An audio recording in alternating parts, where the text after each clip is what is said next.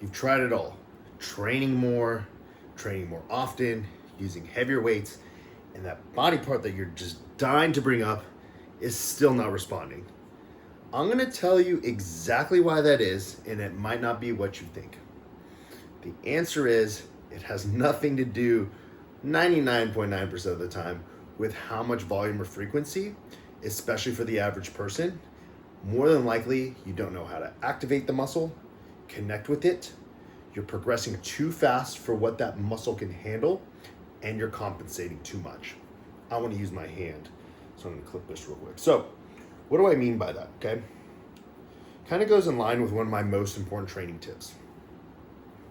If you have a lot of crap and you're doing a lot of crap and you think the solution is to do more, but it's just more crap, you're not going to get any effectiveness out of that, right? That's in a general sense. How that pertains to your training.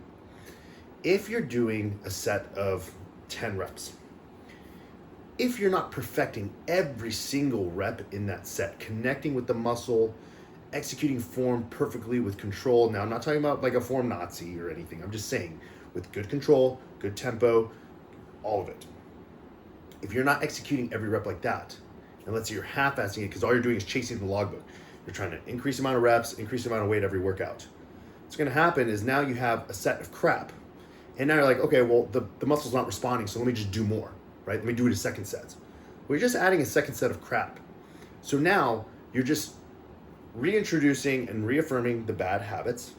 You're now only improving on the muscles that are compensating, which I'll talk about here in a second. And you're even driving further away from what you want. The perfect example is going to be your chest, okay? My chest is a weaker body part of mine, but it's improved greatly and will be a strong point here soon because of these principles. What happens?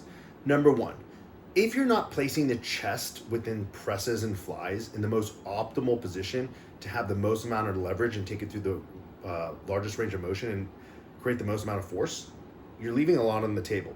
What do I mean by that? If I'm not sitting with a proud chest with my scapula depressed and retracted and protruding the chest, keeping the sternum from falling and executing the press, if I'm kind of caving over, doing this whole thing, letting the shoulders run forward, core collapse, right there, I'm already not putting the chest in the greatest position to succeed. What else am I doing? How else am I harming myself? Not only am I putting myself at risk for injury, we won't even touch that. We're just talking about the growth piece.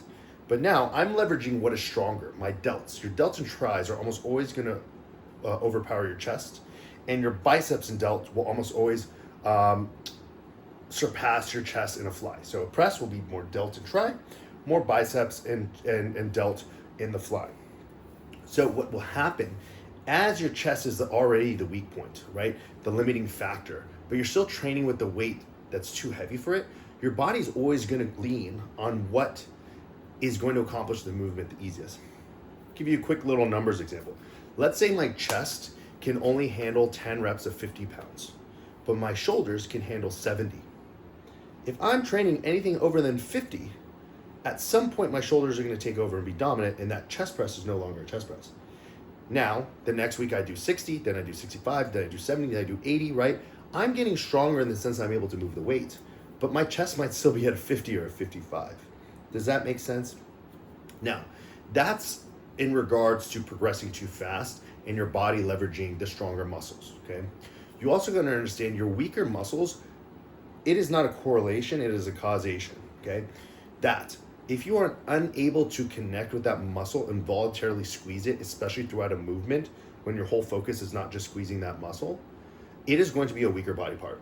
So for instance, if I'm doing a chest press and I can't squeeze and stretch that muscle, right, and flex it as hard as I can throughout the whole movement, and that's what I'm focusing on, what's going to happen is you're going to lose that sensation and you're going to start to rely on the other muscles, okay? So that's why, I get in this argument all the time on social media, and it's kind of ridiculous. It's like, oh, you don't need to be able to pose or flex a muscle to grow it. Like, if you can execute elbow flexion, like you should be able to work your bicep. Okay, that's a very simple example, right? There might be some truth, but I could do this all day and not grow my bicep, right? I can rely on my forearm, I can rely on my delt, my upper trap, my momentum, right? But if I'm able to really flex and contract the bicep, I'm going to be able to grow it. Now, does that mean all you have to do is flex? No.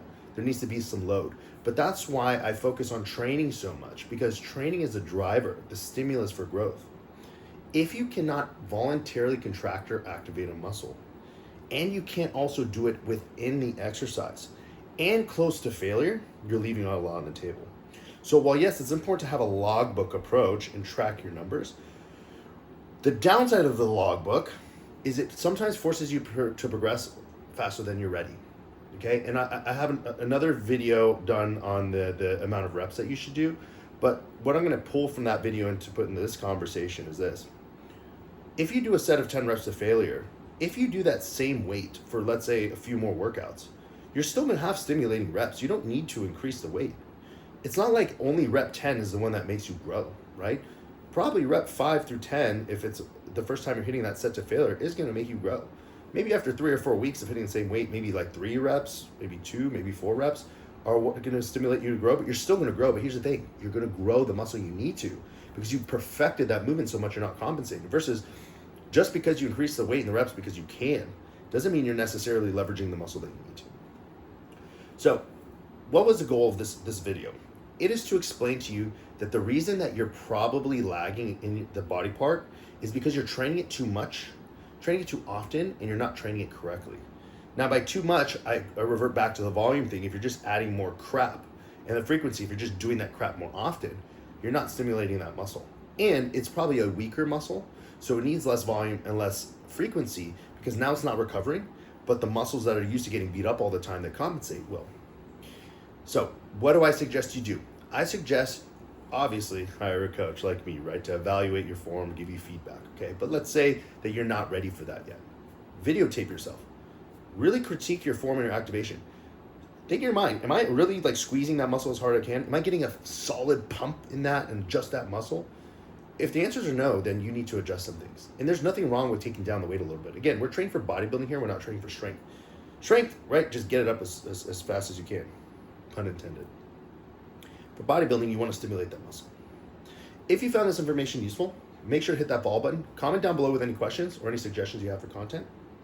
And if you'd like to know what it's like to work with me one-on-one and get more information, feel free to fill out the link in my channel description. Or if I sent this to you directly, what you can do is just literally reach back out to me, let me know that you like more information, and for free, I'll give you the exact steps on what my training program would entail. Thank you for joining.